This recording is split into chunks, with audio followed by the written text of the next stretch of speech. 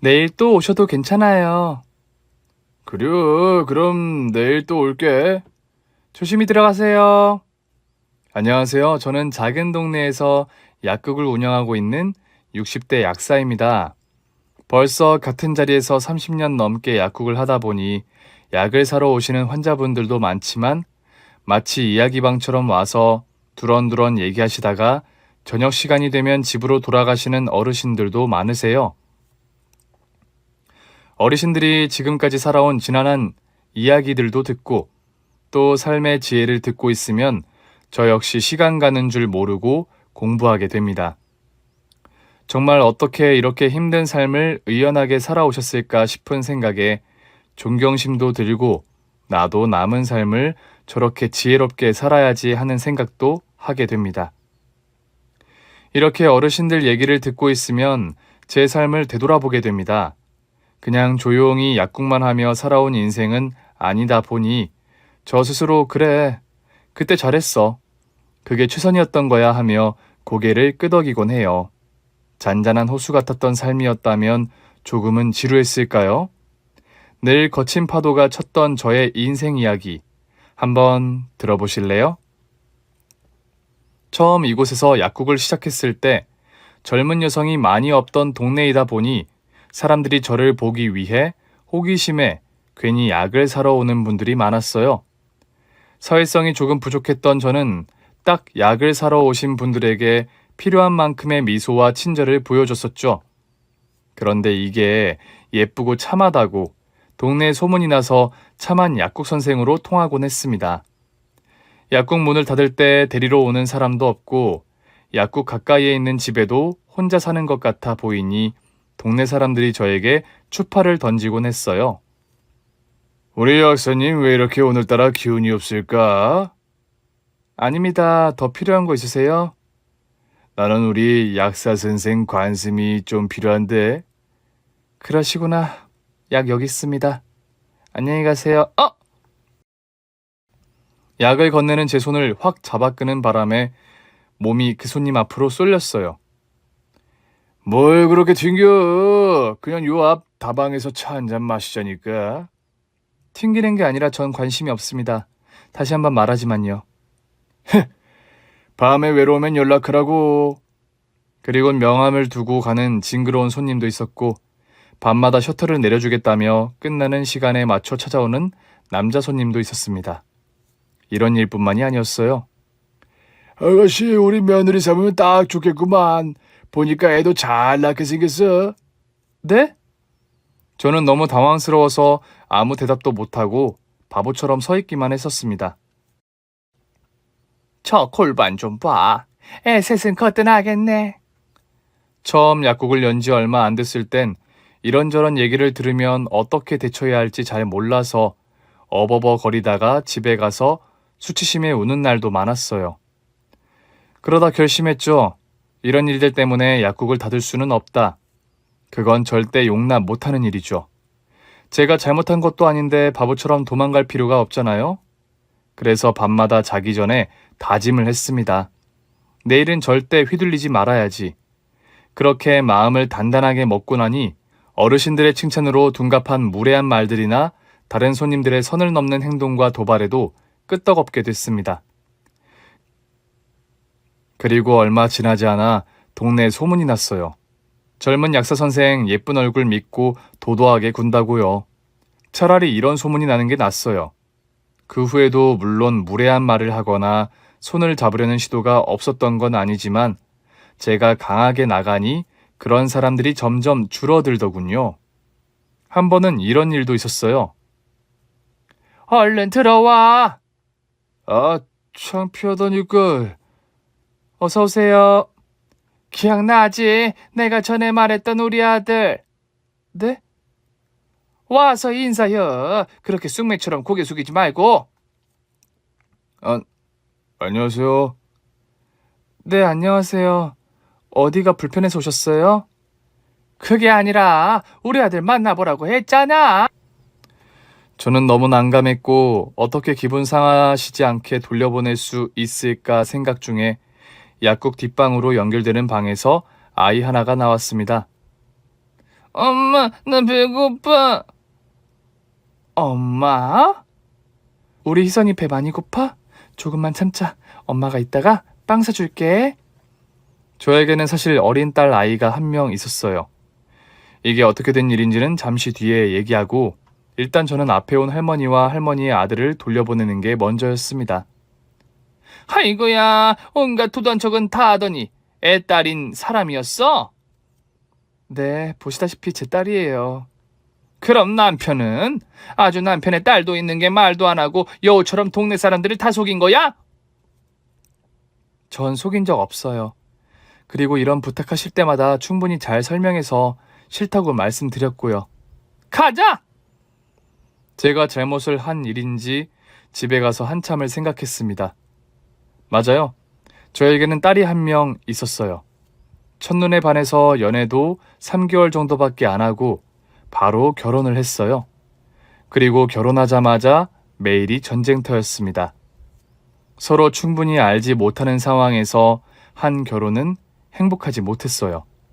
매일 서로를 이해하지 못했고 이해심이 부족했던 저와 남편은 늘 싸우기만을 했죠.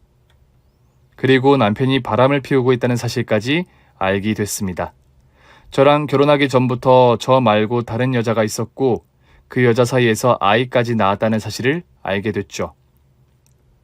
그럼 이혼하면 될 거 아니야? 이혼하자 그러면 내가 무서워서 매달릴 줄 알고? 좋아, 이혼해. 그렇게 연애 3개월, 결혼 1년 5개월 만에 전 남편과는 이혼 도장을 찍었습니다. 집은 어려웠지만 공부는 곧잘 했던 저는 딸아이가 좀 크고 나서 지금 이 동네로 이사와 전공을 살려 약국을 차린 거였죠. 저는 제가 이혼녀이고 딸도 있다는 사실을 일부러 숨기지 않았어요. 그냥 제 딸이 아빠 없는 아이라는 이유로 사람들 입에 오르는 게 싫었을 뿐이에요. 그런데 동네 사람들은 마치 제가 사람들을 속이고 결혼 안 한 척 했다는 듯이 말을 퍼뜨리고 다녔었어요.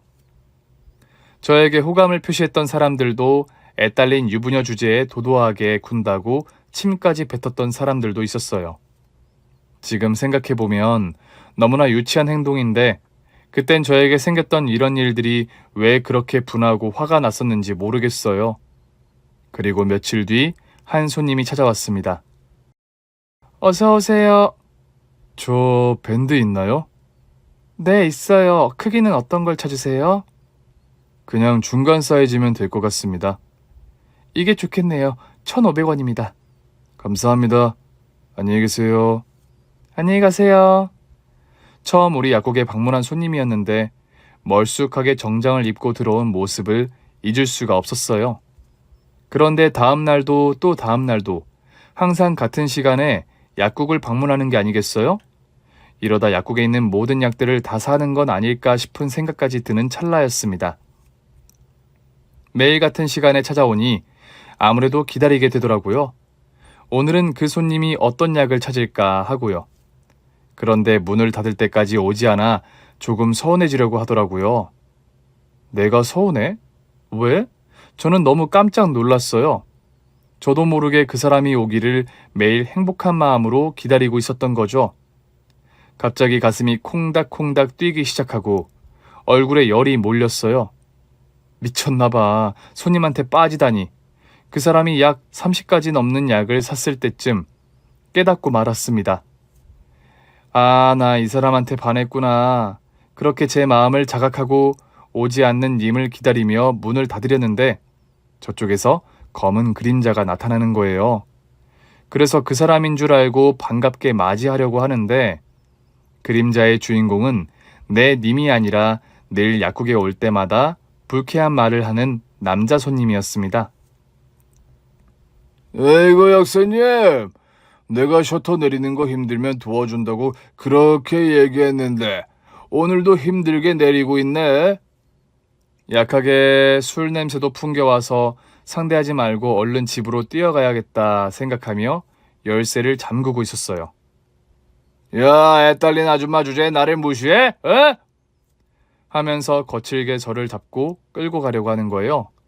저는 소리를 지르며 살려달라고 끌려가지 않기 위해 안간 힘을 썼습니다. 그때 당신 지금 뭐 하는 짓이야? 기적처럼 그 손님이 나타났습니다. 경찰서 가서 무슨 일인지 하나하나 따져볼까? 다시는 약국에 얼씬거리지 마.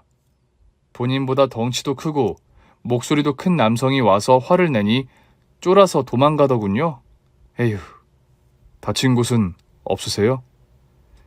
네, 조금 놀랐는데 괜찮아요. 집까지 모셔다 드릴게요. 감사합니다.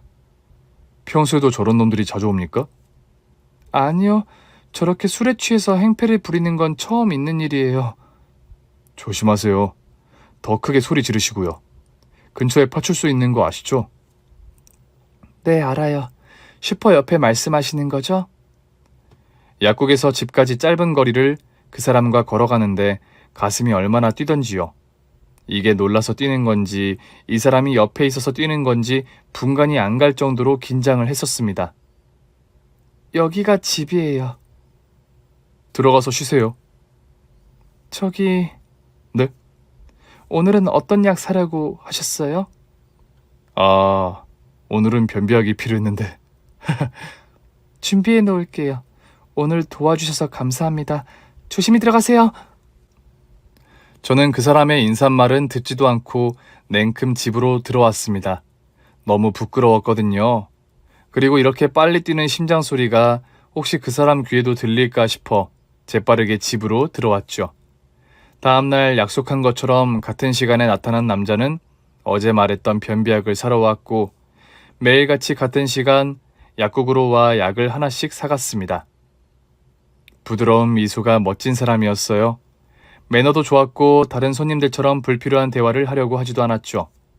서로 필요한 말만 하는데도 저는 그 순간이 기다려지고 1분 남짓한 그 시간이 너무 소중했습니다. 그날도 여느 때와 같이 그 사람을 기다리고 있는 중이었어요. 그런데 5분, 10분이 지나도 오지 않는 거예요. 이상하다. 무슨 일이 있나?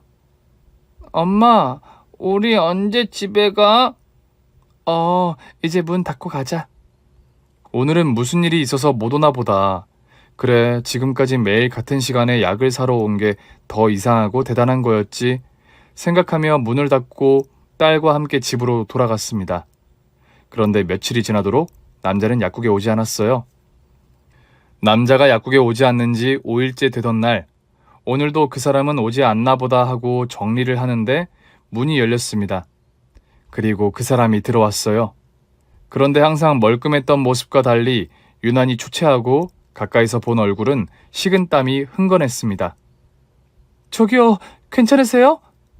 이 말을 짚어보자 열이 펄펄 끓었고 해열제를 찾으러 가기 위해 몸을 돌리자 그 사람이 힘없는 손으로 저를 붙잡았습니다.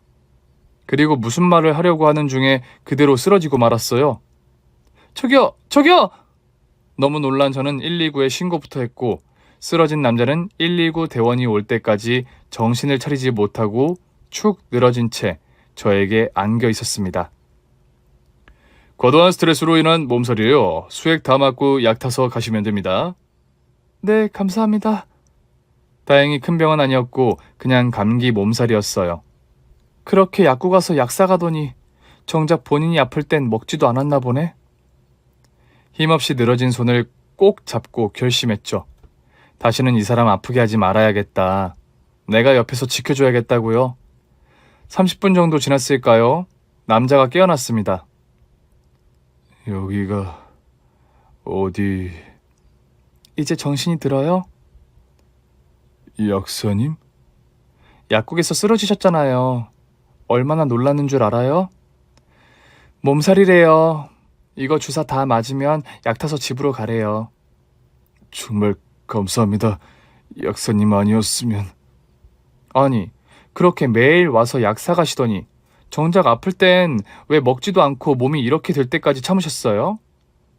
뻘쭘한지 대답을 안 하더라고요. 병원 응급실에서 처음 통성명을 한 그 사람과 저는 자연스럽게 연인으로 발전했고 매일 저를 보기 위해 약국에서 쓸데없이 약을 샀던 제 애인은 이제 약을 사지 않아도 저를 보고 싶을 때 볼 수 있는 특권을 가지게 됐죠. 무슨 일이야? 왜 이렇게 분위기를 잡아? 나 당신한테 할 얘기 있어. 무슨 얘기? 희선이 말이야. 사실 내 딸 아니야. 뭐? 전 남편이 밖에서 낳아온 딸이야. 매일같이 싸웠던 저와 전 남편은 서로에게 애정이라곤 전혀 남아있지 않았었죠. 거기다 전 남편이 두 집 살림을 하고 있었던 사실은 저를 정말 화나게 하기에 충분했죠. 그런데 이 무책임한 인간들이 딸을 낳아놓고 서로 키우지 않겠다고 했다는 겁니다. 자기네들이 좋아서 아이를 만들고선 이제 아이가 싫다니. 세상에 이렇게 무책임하고 쓰레기 같은 인간들이 있을까요? 아이의 친엄마는 도망을 갔고 전 남편은 당시 같이 살았던 신혼집에 자신의 딸을 두고 밖으로 돌아다니기 일쑤였죠. 아마 전 남편은 그때도 다른 여자를 만나러 다녔을 거예요. 어쩌다 집에 들어오면 독한 향수 냄새가 났었거든요. 아이가 무슨 잘못이 있어. 그래서 내 성을 주고 희선이란 이름을 선물해줬어. 희선이는 두 돌이 지나서야 출생신고를 할 수 있었지. 사실 말해놓고 너무 무서웠어요. 저는 이미 결혼 경력이 있고 거기에 내 배 아파 낳은 딸이 아닌 다른 사람들의 딸을 키우고 있는 여자였잖아요.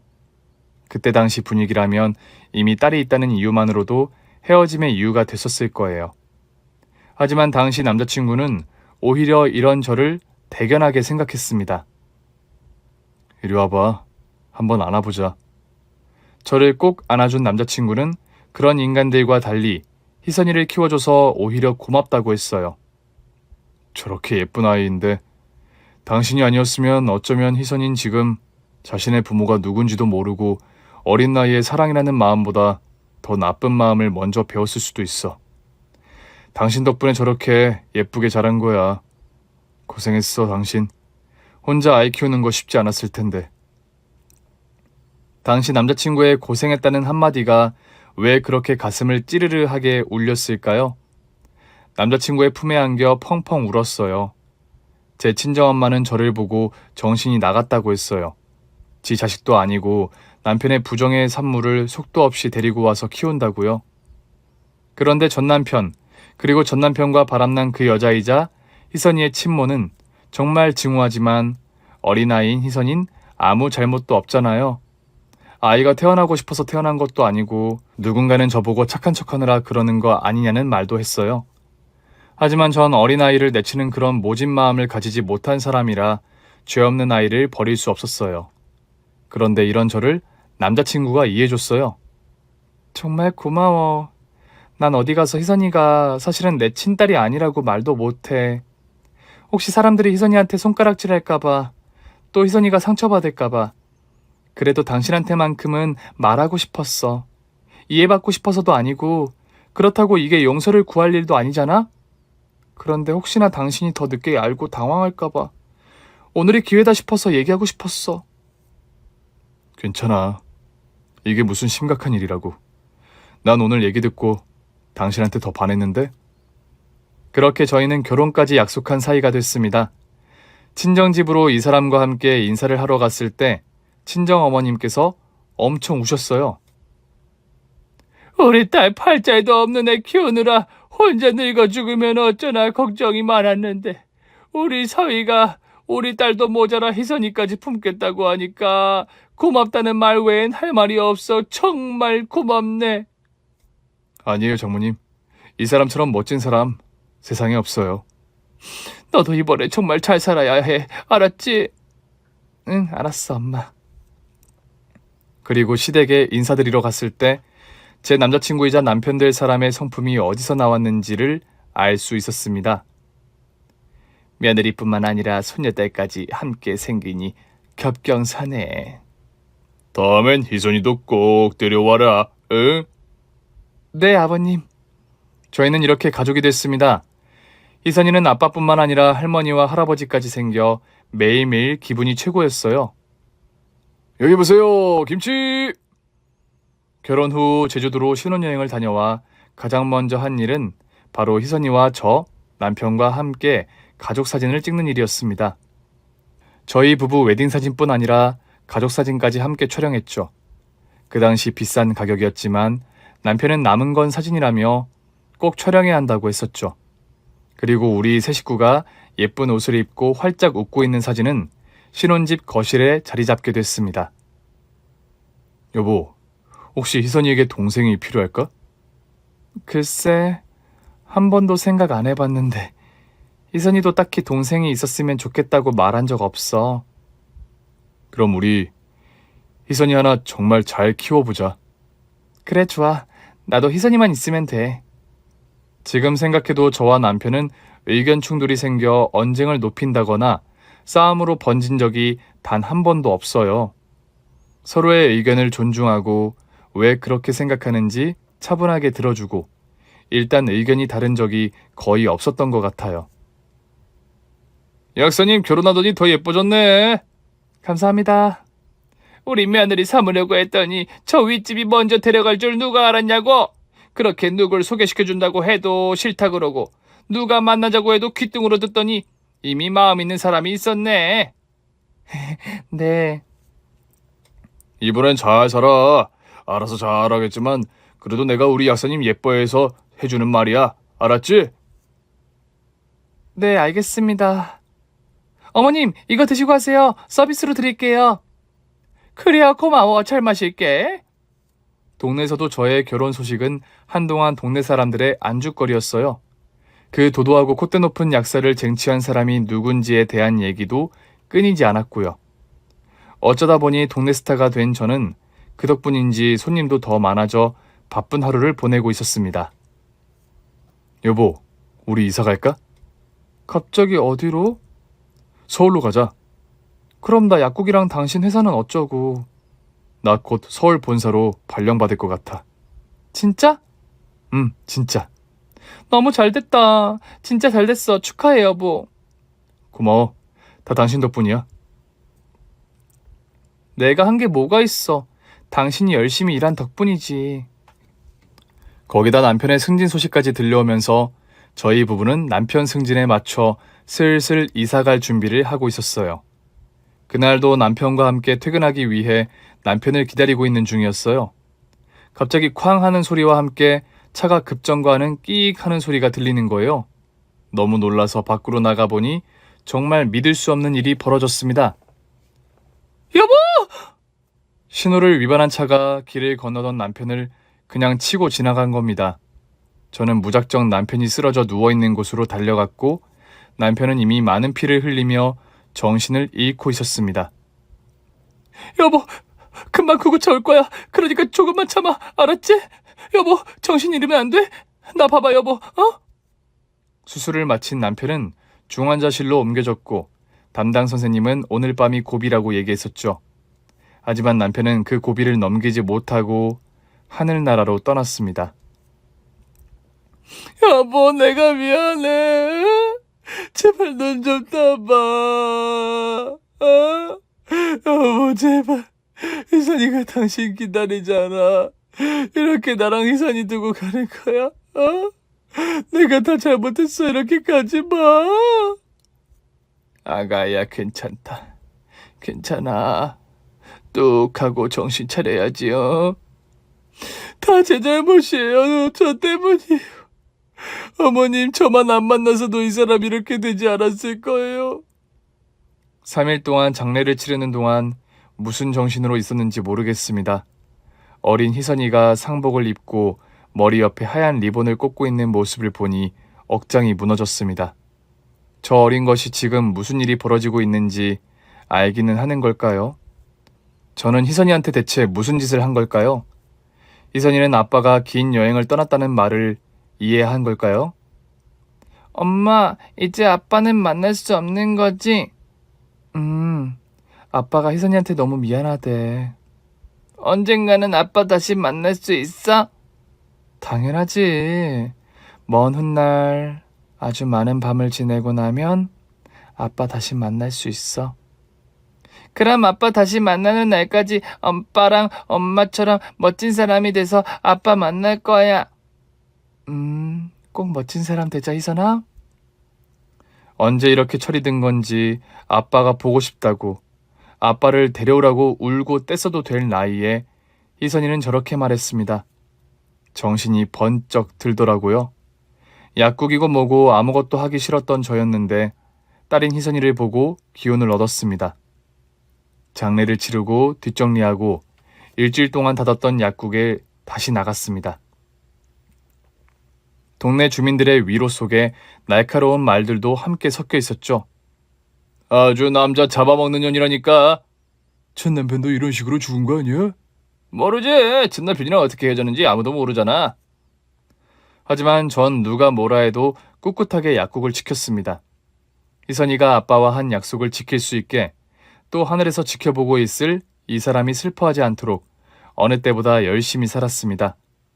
사실 남편이 죽기 전 이 동네를 떠나 서울로 갈 준비를 하고 있었을 때라 다 정리하고 서울로 이사 갈까 생각도 했었어요. 하지만 희선이가 갑자기 변하는 환경에 힘들어하고 스트레스를 받을까봐 저런 말들이 돌아도 무시하고 제 할 일을 열심히 했습니다.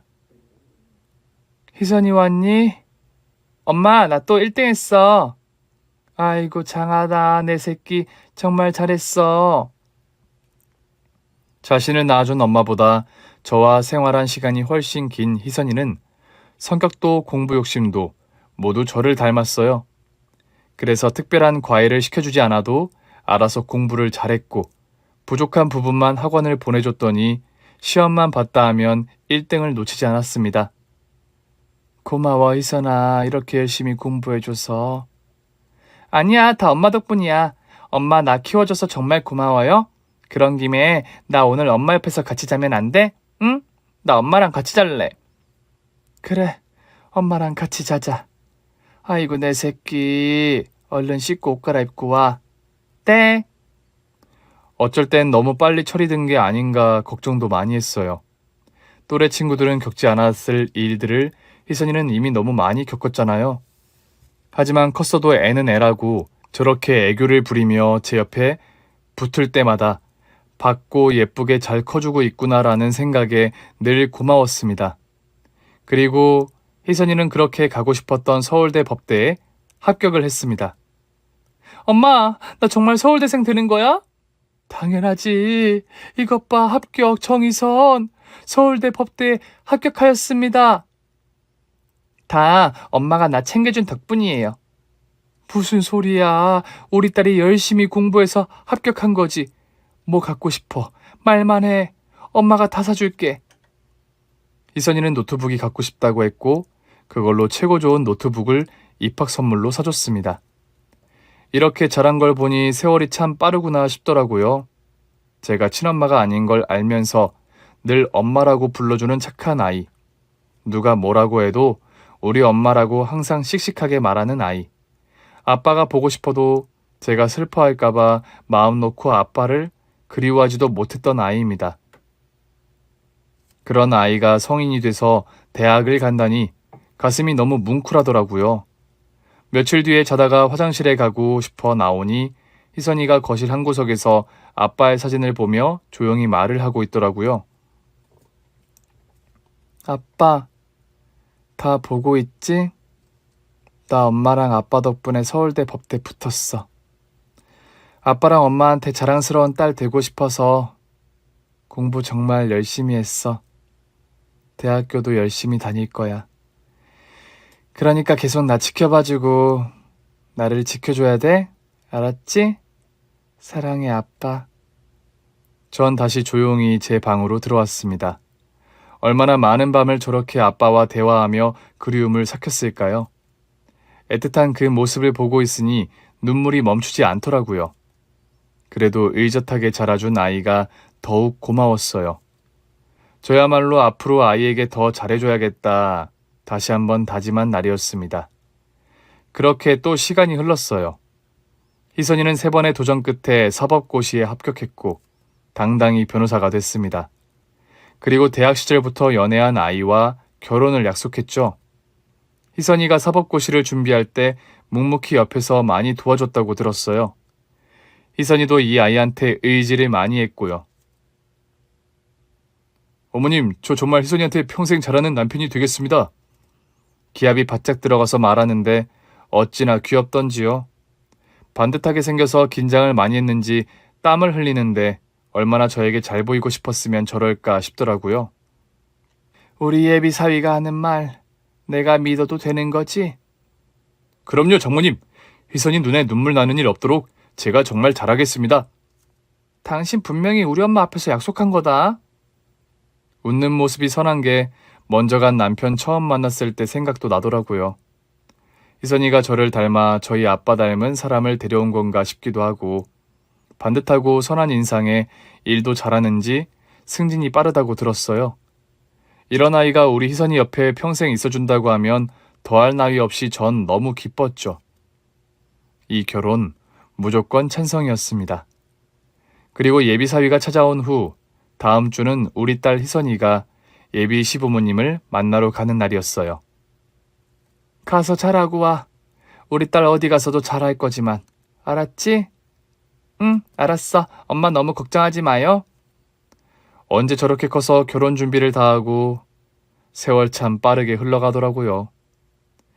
이거 사돈댁에 잘 전달해드리고 알았지? 응, 조심히 다녀와. 그렇게 딸을 보내고 나니 딸이 사법고시를 볼 때보다 더 긴장되는 거 있죠?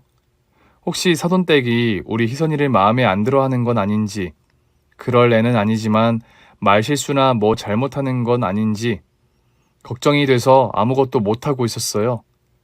그리고 저녁이 돼서 딸이 돌아왔습니다.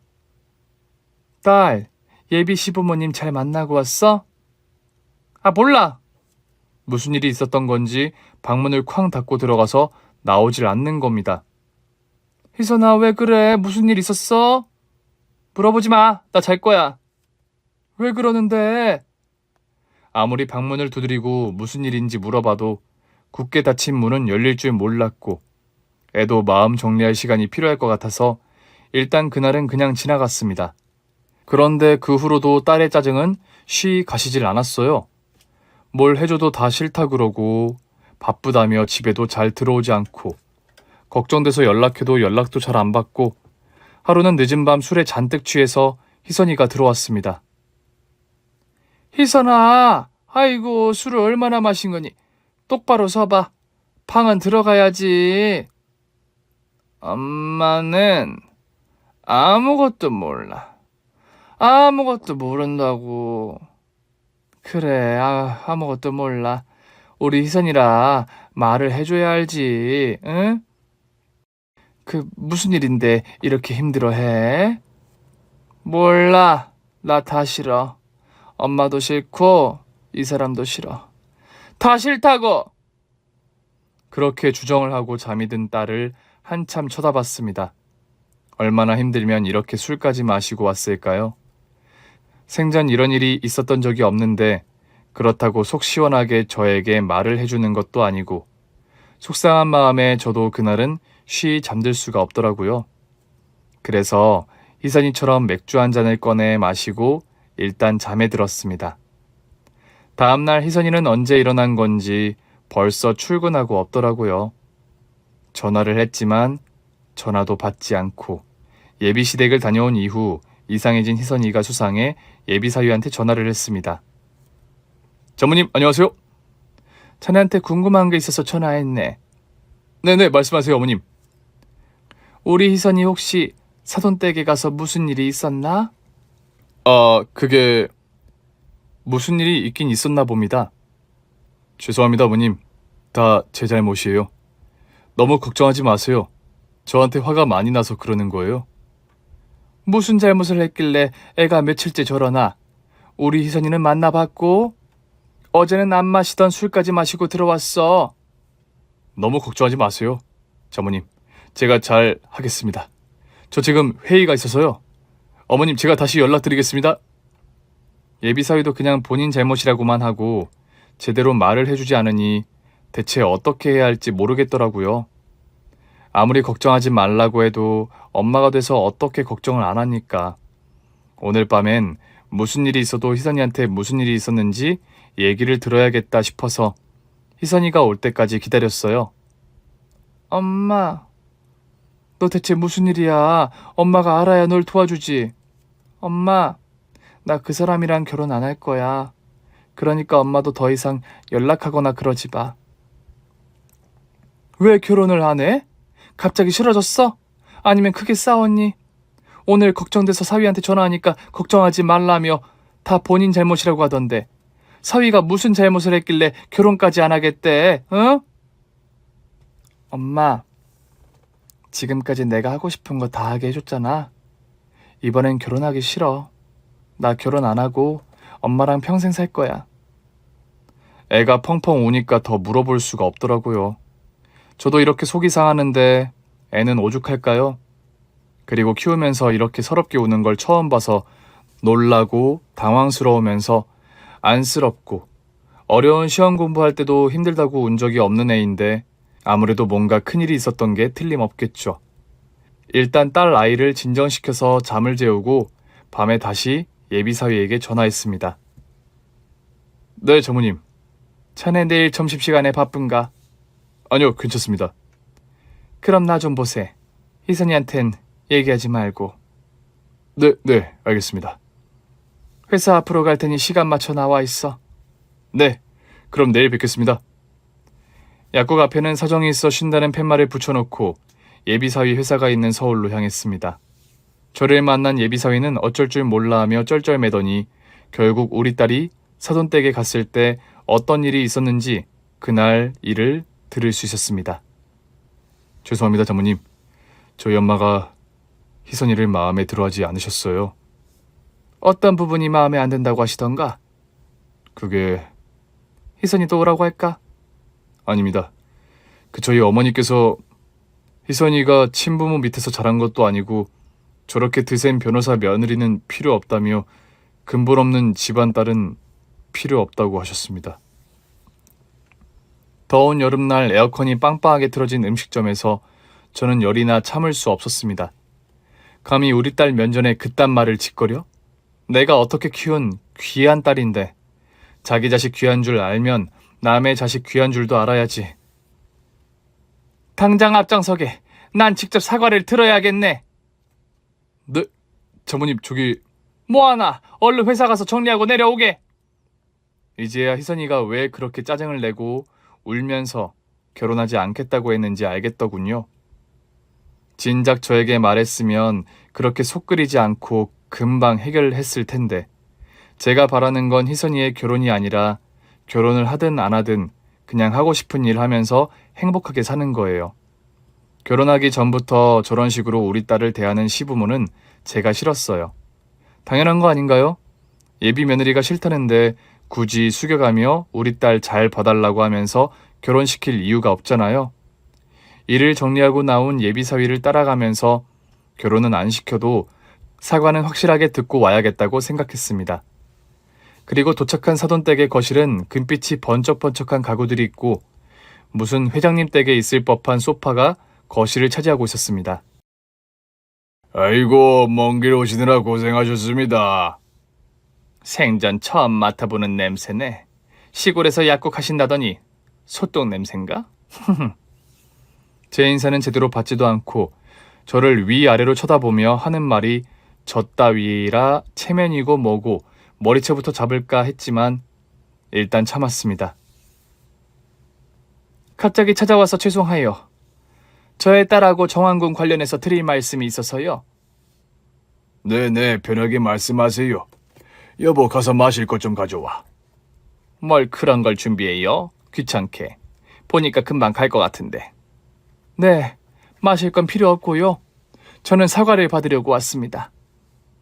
무슨 사과요? 우린 그댁한테 잘못한 게 없는데요. 어머니. 얼마 전 저희 딸이 사돈어른과 사부인께 인사를 드리러 왔었죠. 딸애가 그날 이후로 말도 잘 안 하고 결혼도 안 하겠다고 하길래 무슨 일인가 싶어서 우리 사위한테 물어봤습니다. 누가 사위야? 참나. 정환군에게 그날 있었던 일을 다 들었습니다. 무슨 일이요? 그날 아무 일도 없었는데요. 저희 딸에게 근본 없는 집안 출신이라 싫다고 하셨다면서요? 네, 제가 그랬습니다. 뭐 틀린 말 아니잖아요. 변호사만 하면 단가. 애가 근본이 없는데. 안사돈도 들어보니 결혼을 2번이나 하셨다면서요. 아이고, 그 안 좋은 기운 우리 아들한테 들러붙으면 어쩌려고요? 어머니 그만하세요. 죄송합니다, 안사돈. 이 사람 말이 심했습니다. 당신이 왜 사과를 해? 내가 틀린 말했어? 가만 보니 예비 사위가 박가사돈을 많이 닮았더라고요. 인자한 인상도 그렇고 자상한 모습도 그렇고요. 그런데 이 안사돈이라는 인간은 첫인상부터 밥 마시더니 하는 말마다 격이 떨어져 참을 수 없었습니다. 엄마! 혜선아, 너 어떻게 알고 온 거야? 엄마가 여기 있어. 빨리 집에 가자, 빨리. 예비사위가 연락한 모양인지 애가 눈물이 범벅이 돼서 달려왔더라고요. 내가 어떻게 키운 딸인데. 자네, 내 딸 눈에서 눈물 한 방울도 안 나오게 하겠다고 하더니 이게 무슨 일인가 대체? 엄마, 그만해. 우리 집에 가자. 나 결혼 안 해도 돼. 지금 결혼이 문제니? 어딜 감히 너한테 그딴 말을 짓거려. 엄마, 나 엄마한테 상처 주기 싫어. 나 괜찮으니까 그냥 가자. 응? 제발 엄마. 둘이 가지가지 생쇼를 하네. 내가 틀린 말했어? 쟤는 부모도 모르고 당신 두 번째 남편은 죽었다며? 당신 닮아서 당신 딸도 남자 죽이는 애며 어떡해? 우리 아들 불쌍하게 죽으면 책임질 거냐고. 엄마 상처 주기 싫으니 이 결혼 안 해도 된다면서 펑펑 우는 딸을 보니 저도 눈물을 멈출 수가 없었습니다. 본인이 받은 상처는 생각도 안 하고 저를 생각해서 결혼을 하지 않겠다는 말에 가슴이 미어졌어요. 저희가 부족해서 그렇습니다. 죄송합니다, 안사돈. 친엄마도 아니면서 별 난리를 다 치네. 남의 집에서 이게 뭐 하는 짓이야? 나 살다 이렇게 무례한 상견례를 다 하네. 바람난 남편 죽고 을부딸 금이야 오기야 키워서 변호사 됐는데 친엄마도 아니면서 사돈 대접은 받고 싶나 봐요. 허! 예비사부인의 경악할 말에 사위가 울부짖으며 예비사부인 뺨을 작살내는데 어머니! 비아냥거리는 안사돈을 보고 손에 자연스럽게 힘이 들어갔습니다. 말이 안 통하면 역시 주먹인가 생각하며 주먹을 쥐며 손을 들어 올리려는데 저보다 빠른 손이 있었습니다. 바로 예비사위가 안사돈의 얼굴을 주먹으로 내리친 겁니다. 아! 이 미친놈이 지금 감히 엄마한테 뭐 하는 짓이야? 쌍코피가 나는 안사돈은 고래고래 소리를 지르기 시작했고 대체 이 분위기를 어떻게 해야 하나 당황스러운데 예비사위가 깜짝 놀랄 만한 얘기를 하기 시작했습니다. 지금 누가 누굴 보고 근본 없는 집안이라고 하는 거예요? 당신도 내 친엄마 아니잖아요. 술집에서 일하던 당신, 우리 아빠 아니었으면 지금도 술집에서 일하고 있었을 거야. 지금까지 아무 말 않고 엄마라고 부른 것도 전부 아빠 때문에 그런 건데 이젠 더 이상 참을 수 없어요. 당신이야말로 어디서 뭘 하고 굴려다녔는지 모를 사람인데 누가 누구한테 지금 근본을 따져, 어? 얘기를 들어보니 예비사위의 친어머니는 원체 몸이 약했고 예비사위를 낳고 돌아가셨다는 겁니다. 자신의 아내가 죽은 후 방탕한 생활했던 박가사돈은 술집을 전전했고 그중 한 술집에서 지금 여자를 만나 꽤 넘어가 살림을 합쳤다는 겁니다. 우리 예비사위는 자신 때문에 친어머니가 돌아가셨다는 죄책감에 늘 시달렸고 박가사돈은 자신의 아들이 이렇게 고통받는 줄 모르고 여자에 빠져 지낸 것 같더라고요. 예비사위는 정신과 상담까지 받으며 지냈고 이런 사실을 차마 우리 딸한테도 얘기할 수 없었다고 합니다. 다 아빠 때문에 참은 건데 이제 필요 없어요. 당신 우리 집에서 나갈 준비해요. 난 이 결혼 무조건 할 거니까 싫은 사람이 나가요. 알았어요? 아빠도 이런 여자 뒤치다거리 그만하고 사세요 좀. 자신의 아들이 하는 말이 모두 맞는 말이라 할 말이 없어진 박가사돈은 그저 멍하니 거실 창문 밖만 쳐다보시고 그런데 안사돈, 아니죠. 이 근본 없는 술집 여자는 이 사실을 받아들이기 힘들었나 봅니다. 이 미친놈, 내가 그렇게 호락호락하게 나갈 것 같아? 너 지금까지 누구 덕분에 잘 먹고 잘 살았는데? 이 미친 여자가 코피를 닦았는지 얼굴에 피딱지가 묻은 그대로 우리 예비사위한테 달려드는데 제가 그 앞을 막고 머리카락을 다 쥐어뜯었습니다. 근본이 없어? 웃기지도 않는 사람이네. 야, 나는 약대 나왔고 우리 딸은 법대 나왔어. 너 술집에서 웃음 팔 때 우리는 열심히 앞가름하며 살았다고. 어디서 근본들 들먹여? 어? 엄마 그만해. 저도 이판사판이었어요. 본인이 살던 세계는 생각도 안 하고 제가 우리 딸의 친엄마가 아니라는 이유로 그런 막말을 했다는 거잖아요. 거기에 사치는 또 얼마나 심한지 온통 금으로 치장한 꼬라지가 너무 천박해 보였습니다. 그 돈 다 어디서 나왔겠냐고요. 바깥사돈 아니면 우리 예비사위가 벌어다 준 돈으로 그러고 다녔을 거 아닙니까? 그렇게 정신없이 머리를 쥐어뜯고 있는데 누군가가 제 손을 막아섰습니다. 바로 바깥사돈이었습니다. 그래도 같이 산 정이 있다고 말리는 건가 싶었는데 바깥사돈 손에 웬 서류가 들려 있었습니다. 그건 바로 이혼 서류였죠. 당신이 지난번 희선 양이 처음 집에 왔을 때 한 말 듣고 나도 생각을 많이 했어. 출신을 따지자면 당신만큼 천박한 출신도 없지. 그런데 본인이 어떻게 살았는지는 생각도 안 하고 희선 양한테 상처 주는 말을 하는 걸 보고 정이 뚝 떨어졌어. 사인해. 나도 당신하고 더 이상 같이 살기 싫어. 이럴 순 없어. 다 이게 전현 때문이야. 그만하지 못해? 어디서 감히 그 소리야? 당장 짐 싸서 나가. 우리 아들 창창한 앞길 막지 말고. 나 갈 곳 없는 거 당신 알잖아. 어? 제발 나 버리지 마. 내가 잘할게. 바깥사돈의 바지를 붙잡고 엉엉 울면서 매달리던 그 여자는 결국 집에서 이혼당하고 쫓겨났습니다. 뿌린 대로 거둔다는 말이 떠오르더라고요.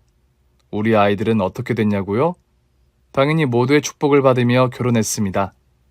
5월에 신부가 된 우리 딸 드레스 입은 모습 우리 청취자분들도 다 봤어야 했는데 거기다가 할미가 해줄게. 이거 먹고 싶었어? 허니문 베이비까지 생긴 우리 딸과 사위는 아주 예쁜 손녀딸을 낳았고 저는 손녀딸의 친아들 같은 사위까지 얻었습니다. 바쁜 딸을 대신해서 약국을 손녀딸을 업고 나가면 동네 어르신들이 예쁘다고 난리예요. 비록 우리 딸과 사위는 제 배 아파서 낳은 자식은 아니에요. 하지만 꼭 혈연으로 묶여야 할 가족인가요? 전 평생 우리 딸 희선이를 데려온 걸 후회하지 않을 겁니다. 그리고 이렇게 소중한 가족이 있으니 밥을 먹지 않아도 배부르다는 말이 어떤 건지 실감하고 사는 요즘입니다. 우리 딸 희선이, 그리고 우리 사위, 또 손녀딸까지 모두 사랑해. 모두 건강 조심하시고요. 오늘 저녁에 가족들에게 사랑한다는 한마디 남겨보시는 건 어떨까요? 그럼 안녕히 계세요. 오늘 준비한 사연은 여기까지입니다. 재미있게 들으셨다면 구독과 좋아요, 알림 설정까지 눌러주세요. 그럼 저는 다음 사연으로 찾아뵐게요. 오늘도 건강하고 행복하세요.